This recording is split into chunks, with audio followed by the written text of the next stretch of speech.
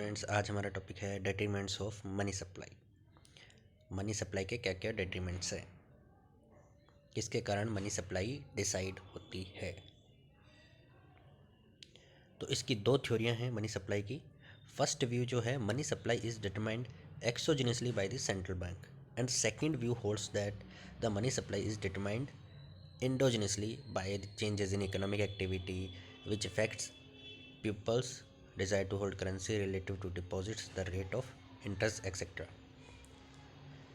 तो सबसे पहले हमें ये दो वर्ड, इनका मीनिंग क्या है, जो दो थ्योरियां हैं उनका मीनिंग क्या है वो डिस्कस करते हैं। एक्सोजेनसली एंड इंडोजेनसली। एक्सोजेनसली रहता है अगर हम किसी थ्योरी पे काम कर रहे हैं, कोई मॉडल है हमारा, इकोनॉमिक मॉडल है, तो उसके अंदर एक्सोजेनसली इम्पैक्ट रहता है जो आउटसाइड द मॉडल रहे, आउटसाइड द मॉडल जिसकी वैल्यू डिसाइड हो। और इंडोजेनसली रहता है जो मॉडल मॉडल के थ्रू इसकी वैल्यू में इम्पैक्ट हो। इसको हम एक एग्जांपल के थ्रू कर लेते हैं, तब हमारा क्लियर हो जाएगा ये पॉइंट। ये जैसे हम सप्लाई एंड डिमांड की थ्योरी कर रहे हैं। अब सप्लाई एंड डिमांड में क्या करते हैं, एक हमारा जहाँ पे सप्लाई एंड डिमांड एक दूसरे को कट करेगी, वहाँ पे हमारा प्राइस इक्विलिब्रियम आएगा।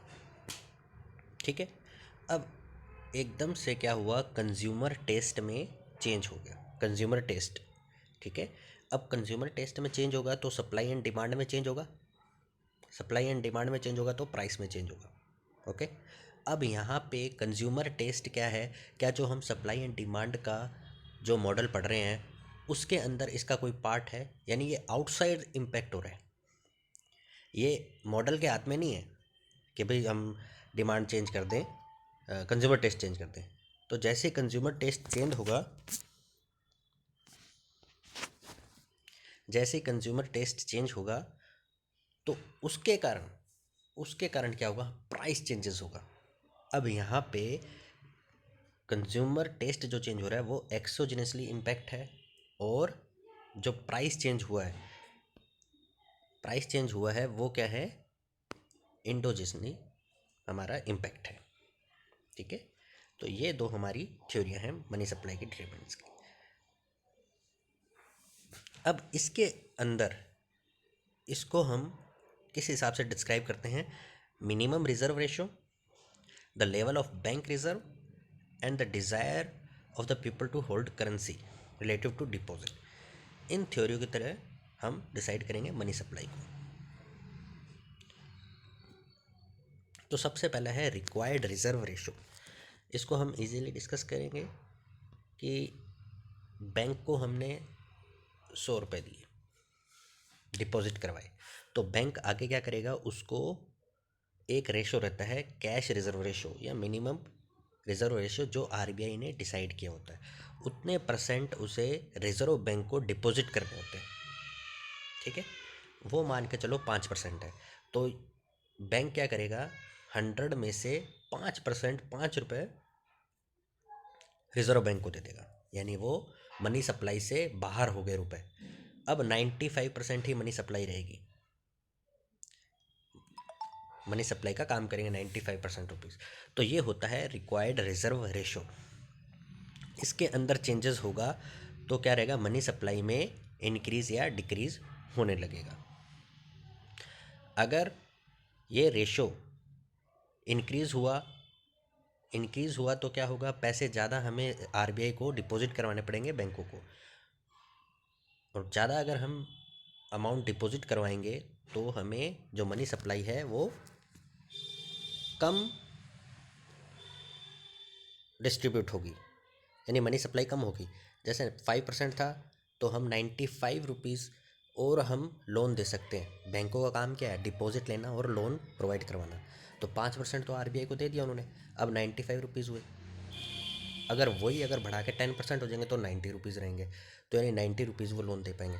तो यानी जैसे जैसे ये रेट बढ़ेगी तो हमारा मनी सप्लाई है वो डिक्रीज़ होगी, और रेट कम होगी तो मनी सप्लाई इंक्रीज़ होगी। तो ये इसके अंदर हमारा पॉइंट है फर्स्ट। दूसरा इसी के अंदर एक SLR रहता है, स्टैट्यूटरी लिक्विडिटी रेशो। इसके अंदर क्या है, बैंकों को अपने डिपॉजिट का कुछ परसेंटेज 15%, 20% सिक्योरिटीज़ में इन्वेस्ट करना होता है। तो वो भी जितनी ज़्यादा बढ़ेगी उतनी ज़्यादा क्या होगा, हमारा मनी सप्लाई कम होगी। Level of bank reserve. Bank reserve वो रहता है जो बैंक अपने पास अपनी करेंसी चेस्ट में रखती है। चेस्ट मतलब में अपना जो उनका कह सकते हैं तिजोरी होगी। तिजोरी के अंदर जो अपने पास पैसे बैंक रखती है। बैंक क्यों रखेगी अपने पास पैसे? कल को बैंक फेल होने लगे या बैंक को ज़रूरत पड़े एकदम से पैसे की, तो वो करेंसी चेस्ट से रुपए निकाल ले। तो जितना ज़्यादा बैंक रिजर्व अपने करेंसी चेस्ट में रखेगी उतना कम मनी सप्लाई होगा। और फिर थर्ड हमारा पॉइंट है public desire to hold currency and deposit. तीसरा हमारा पॉइंट है पब्लिक, जैसे अपने पास कैश कितना रखते हैं। जितना ज़्यादा अपने कैश रखेंगे उतना ही कम मनी सप्लाई होगा। क्यों? मान के चलो, अगर हम अपने पास पैसे रखेंगे तो क्या होगा, पैसा किसके पास रहेगा, अपने पास। तो मनी सप्लाई इंक्रीज़ नहीं होगी, उससे मनी सप्लाई इंक्रीज़ नहीं होगी, मनी सप्लाई डिक्रीज़ होगी। मनी सप्लाई इंक्रीज़ कैसे होगी? अगर वही रुपए हम बैंकों में रखेंगे तो बैंक उसका क्या करेगा, लोन आगे प्रोवाइड करवाएगा। तो जितने ज़्यादा हम पैसा अपने पास करेंसी होल्ड रखेंगे उतनी कम मनी सप्लाई होगी, ये ध्यान रखना है। जितना ज़्यादा पैसा हम बैंकों में रखेंगे, बैंक आगे क्या करेगा, उस डिपॉजिट को लोन में कन्वर्ट करेगा। फिर हमारा अदर फैक्टर आते हैं। अदर फैक्टर हमारे रहते हैं मनी सप्लाई के, इंटरेस्ट रेट, इनकम, ये। तो इनके थ्रू भी क्या रहता है, मनी सप्लाई चेंजेस रहती है। एक और पॉइंट है जो हमारे लास्ट, ये दोनों पॉइंट है लेवल ऑफ बैंक रिजर्व और public desire to hold currency and deposit. ये दोनों मिलके क्या होते हैं, इसको हम हाई पावर्ड मनी बोलते हैं। हाई पावर्ड मनी बोलते हैं और बेस मनी बोलते हैं। बेस मनी क्यों बोलते हैं? क्योंकि इन्हीं के थ्रू मनी सप्लाई डिसाइड होती है। क्योंकि ये जितना ज़्यादा हम अपने पास रखेंगे या बैंक अपने पास रखेगा उतना कम मनी सप्लाई होगा।